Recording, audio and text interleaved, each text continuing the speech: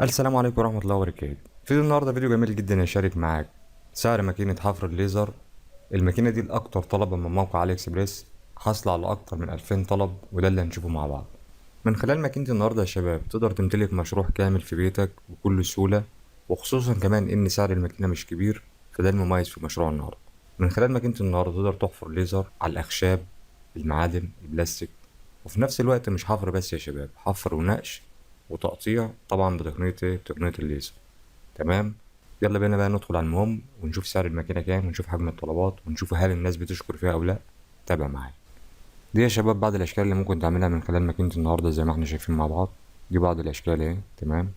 ودي يا شباب اهي تقدر تربط المكنة من خلال التليفون أو من خلال اللابتوب. تمام. تختار التصميم اللي انت عايزه زي ما احنا شايفين كده مع بعض. تعالوا بقى بينا نشوف التعليقات ونشوف تقييمات الناس قبل ما نشوف السعر مع بعض، وفي حاجة مهمة أقول لك عليها آخر الفيديو، فتابع معايا وركز معايا.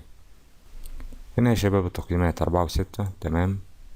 ودي كلها صور على الطبيعة من الناس اللي اشترت الماكينة، ودي الحاجات اللي قدروا الناس يعملوها من خلال ماكينة النهاردة.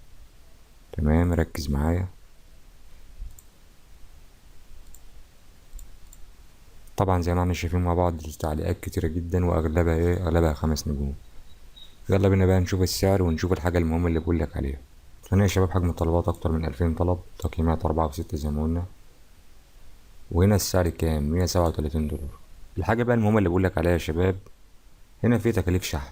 تكاليف شحن هنا 26 دولار. طبعا تكاليف الشحن دي غير الجمارك، يعني في حتة الجمارك دي من موقع علي اكسبريس تختلف من بلد للتاني، لكن هو هنا من موقع سعرها 137 دولار زائد 26 دولار دي اللي هي تكليف الشحن.